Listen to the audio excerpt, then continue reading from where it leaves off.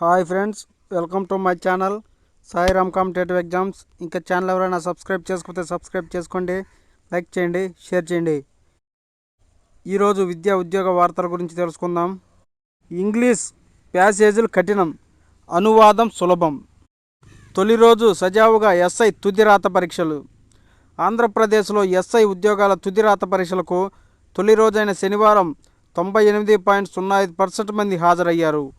ఈ పరీక్షలు రాయడానికి 31,193 మంది అభ్యర్థులు అర్హత సాధించగా, శనివారం జరిగిన పేపర్ 1 ఇంగ్లీష్, పేపర్ 2 తెలుగు పరీక్షలను 30,585 మంది రాశారు. 608 మంది గైహాజరయ్యారు. విశాఖపట్నం, ఏలూరు, గుంటూరు, కర్నూలు కేంద్రాల్లో ఈ పరీక్షలు నిర్వహించారు.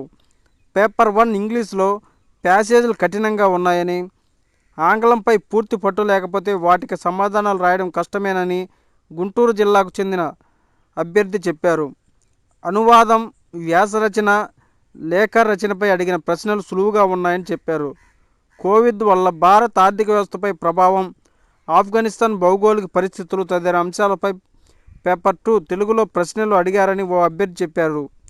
మీ ప్రాంతంలో వరదలు వచ్చి ఆర్థికంగా నష్టపోతే కలెక్టర్కు ఎలా లేఖ రాస్తారంటూ ఓ ప్రశ్న వచ్చిందని కర్నూలు జిల్లాకు చెందిన అభ్యర్థి వివరించారు.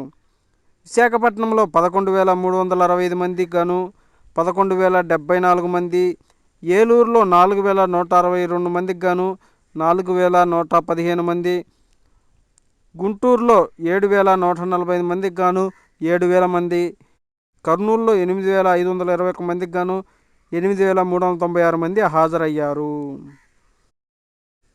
వచ్చే నెల 15 తర్వాత రాష్ట్రంలో కులగణన. రాష్ట్రంలో కులాల వారీగా వివరాల సేకరణ, గ్రామ వార్డు సచివాలయ ఉద్యోగుల ద్వారా వివరాల స్వీకరణ, మండల స్థాయిలో ఆర్ఐ, డివిజన్ స్థాయిలో ఆర్డీఓ ఆధ్వర్యంలో శాంపిల్ వెరిఫికేషన్. సర్వేకు మొబైల్ యాప్ను సిద్ధం చేస్తున్న గ్రామ వార్డు సచివాలయ శాఖ.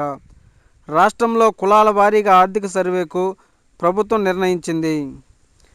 నవంబర్ 15 తర్వాత రాష్ట్రమంతటా ఈ సర్వే మొదలుపెట్టేందుకు అధికారులు కార్యాచరణ సిద్ధం చేస్తున్నారు.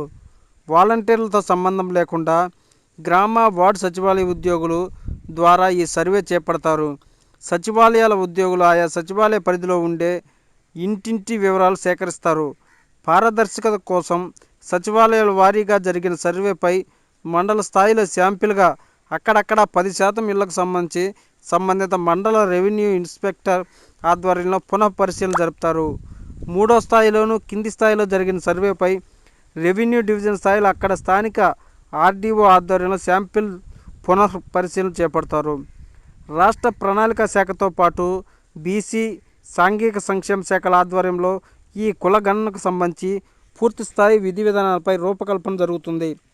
మరోపక్క క్షేత్రస్థాయిలో సమర్థవంతంగా సర్వే చేపట్టేందుకు వీలుగా గ్రామ వార్డు సచివాలయ శాఖ ముందస్తుగా అన్ని ఏర్పాట్లు చేసుకుంటుంది.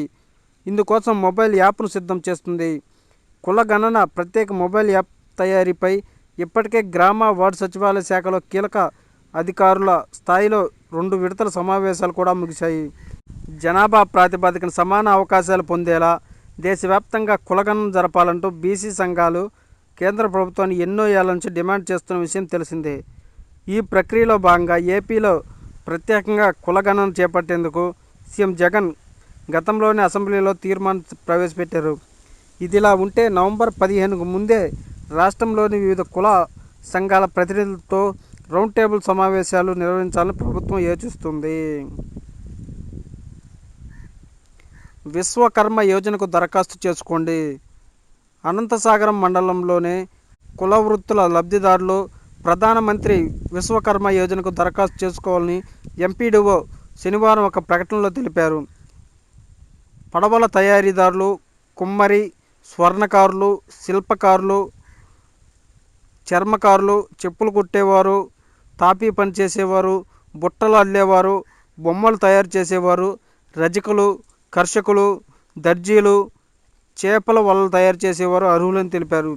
స్థానిక సచివాలయంలో డిజిటల్ అసిస్టెంట్ దగ్గర దరఖాస్తు చేసుకోవాలన్నారు.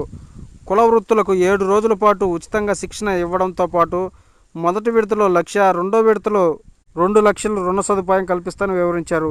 ఈ అవకాశాన్ని కుల వృత్తులకు చెందిన వారు సద్వినియోగం చేసుకోవాలని కోరారు. పలాస కిడ్నీ సెంటర్లో అసిస్టెంట్ ప్రొఫెసర్ పోస్టులు. శ్రీకాకుళం జిల్లా ఉద్దాన ప్రాంతంలోని కిడ్నీ బాధితులకు మెరుగైన నాణ్యమైన సూపర్ స్పెషాలిటీ వైద్య సేవలను అందించేందుకు పలాసలో 50 కోట్లతో kidney research centre super speciality ఆసుపత్రిని ప్రభుత్వం ఏర్పాటు చేస్తుంది.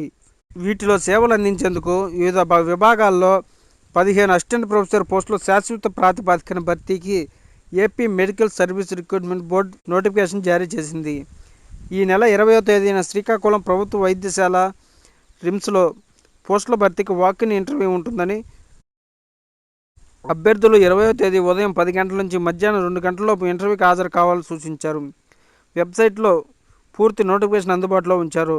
ఇప్పటికే ఆసుపత్రి భవన నిర్మాణాలు పూర్తి కాగా అత్యాధునిక వైద్య పరికరాలను ఏర్పాటు చేస్తున్నారు. Okay friends, thank you. All the best. Video నచ్చితే లైక్ చేయండి, షేర్ చేయండి, సబ్స్క్రైబ్ చేయండి.